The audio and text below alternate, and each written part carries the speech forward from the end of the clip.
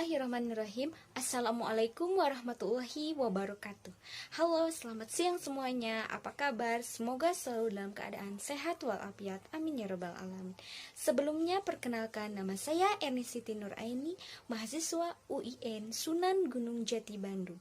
Saya sedang mengampu kuliah S1 di jurusan Bimbingan Konseling Islam, Fakultas Dakwah dan Komunikasi. Kebetulan pada kesempatan kali ini saya sedang memiliki tugas mata kuliah Bimbingan Konseling Pasca Bencana.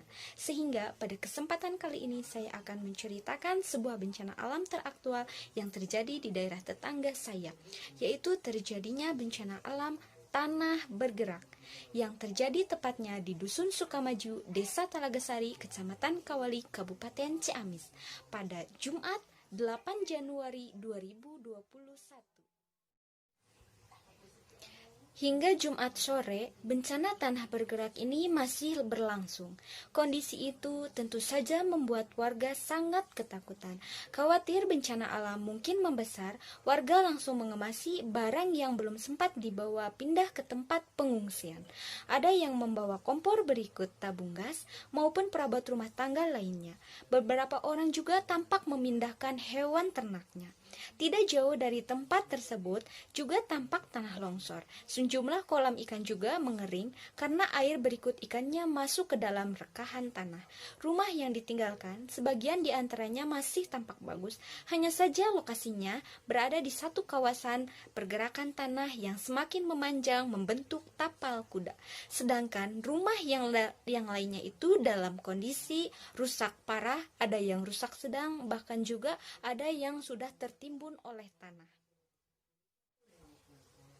Akses jalan menuju lokasi bencana juga ditutup untuk umum. Tidak jauh dari lokasi penutupan tampak badan jalan amblas atau menurun sekitar 1 meter.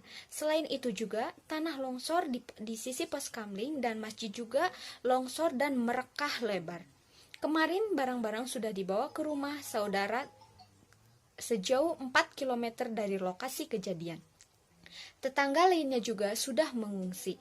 Menurut Endang, warga Talagasari, dia mengungkapkan rumahnya masih dalam kondisi bagus, hanya saja lokasinya berada di tempat rawan. Karena tidak jauh dari tempat tersebut terdapat retakan tanah yang ambles yang cukup dalam. Kami kedatangan petugas yang meminta agar mengosongkan rumah karena kondisinya rawan. Jadi kami mengungsi, ungkap Endang, warga Talagasari. Hal senada juga dikatakan seorang tokoh masyarakat desa Talagasari, yaitu Krisma Tonedi. Saat ini rumahnya sudah dikosongkan, rumahnya berada tidak jauh dari retakan tanah dan jalan yang amblas tersebut. Pohon di sekitar lokasi retakan tanah banyak yang tumbang. Kondisi ini dipicu oleh intensitas hujan yang cukup tinggi dan berlangsung lama, sehingga retakan semakin parah. Kepala Pelaksana Badan Penanggulangan Bencana Daerah atau BPBD Kabupaten Ciamis, Dadang Darmawan, seperti dikutip dalam Priangan Tribun News, dari Pikiran Rakyat mengatakan, untuk mengantisipasi korban, sejumlah kepala keluarga diminta untuk mengungsi ke lokasi yang lebih aman. Saat ini, pergerakan tanah masih aktif, sehingga retakan semakin lebar, panjang, serta tanah semakin amblas. 2 minggu terakhir intensitas hujan di wilayah Kawali dan Panawangan sangat tinggi. Itu yang memicu pergerakan tanah ini terjadi. Sampai saat ini pergerakan juga masih terjadi aktif sehingga warga perlu lebih mewaspadai, tutur Dadang. Dia mengatakan sudah mengirim surat kepada Badan Geologi Jawa Barat, intinya agar segera dilakukan pemetaan lokasi. Namun hasil survei tersebut dibutuhkan untuk pengambilan langkah berikutnya. Apakah perlu dilakukan relokasi, rekayasa rumah dan lahan atau kegiatan lainnya? Hasil survei Badan Geologi menjadi pegangan atau pedoman untuk pengambilan langkah ke depannya. Nah, Melihat itu semua, saya sebagai tetangga daerah bencana tersebut merasa miris melihat itu semua. Dikhawatirkan banyak warga yang ketakutan sehingga menimbulkan trauma yang mendalam. Maka ada sejumlah yang dapat dilakukan untuk mengatasi trauma pasca bencana ini, untuk membangun kesejahteraan emosional dan untuk mendapatkan rasa kendali setelah bencana alam tersebut terjadi. Nah, caranya antara lain yang pertama itu beri waktu untuk menyesuaikan diri. Di masa-masa setelah bencana ini bisa menjadi momen yang sangat sulit dalam hidup. Biarkan dirimu meratapi kehilangan yang kamu alami dan cobalah bersabar dengan perubahan kondisi emosional. Yang kedua yaitu mintalah dukungan. Penting juga untuk meminta dukungan dari orang yang mau mendengarkan dan berempati dengan situasi yang kamu alami. Dukungan sosial adalah komponen kunci untuk pemulihan pasca bencana. Keluarga dan teman juga bisa menjadi sumber penting. Kamu juga dapat menemukan dukungan dan dari kesamaan dari mereka yang juga selamat dari korban bencana alam. Ketiga yaitu komunikasikan pengalaman yang pernah kamu alami. Ekspresikan apa yang kamu rasakan dengan cara apapun yang dirasa itu bisa membuat kamu nyaman. Misalnya seperti berbicara dengan keluarga atau teman dekat, membuat buku harian, atau terlibat dalam aktivitas kreatif. Yang keempat yaitu bergabung dengan kelompok pendukung. Temukan kelompok pendukung yang dipimpin oleh para profesional yang terlatih dan berpengalaman. Kelompok dukungan sering tersedia untuk para korban bencana dan diskusi kelompok dapat membantumu menyadari bahwa kamu tidak sendirian. Yang kelima yaitu terapkan gaya hidup sehat untuk mencegah stres. Makan makanan dengan gizi seimbang dan perbanyak istirahat. Jika kamu terus-menerus mengalami kesulitan tidur, kamu mungkin bisa menemukan beberapa bantuan melalui teknik relaksasi. Hindari alkohol dan obat-obatan karena dapat menjadi pengalihan yang sangat berbahaya. Lalu keenam yaitu lakukan kembali rutinitas harian.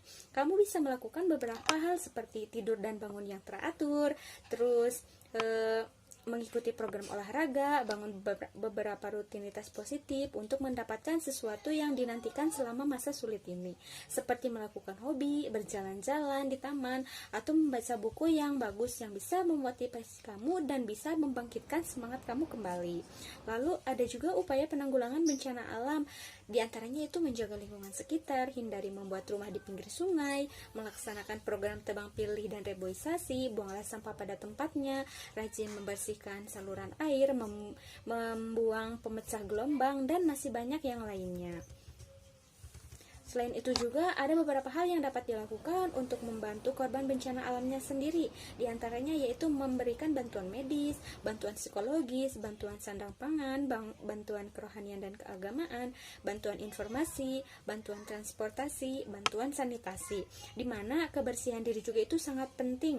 Adanya ketersediaan toilet merupakan hal yang sangat dibutuhkan atau merupakan hal yang pokok yang dibutuhkan para korban bencana alam, karena aktivitas mandi, cuci tangan, buang air, dan lain-lainnya sangatlah dibutuhkan. Dengan adanya pengadaan toilet ini dan pemberian alat sanitasi diri, kehidupan pasca bencana para korban ini akan menjadi lebih baik. Belum lagi di masa sekarang ini yaitu masa COVID-19, sangatlah harus ekstra dalam menjaga kebersihan, menjaga jarak, dan melaksanakan protokol kesehatan yang lainnya.